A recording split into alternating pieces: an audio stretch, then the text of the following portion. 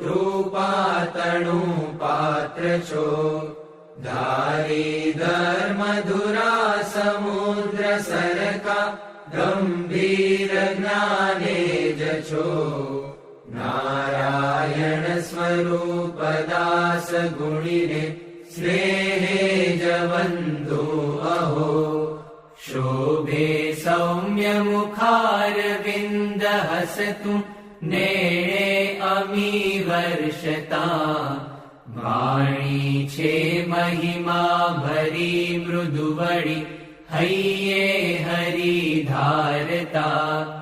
योगी राज प्रमुख जी हृदयथी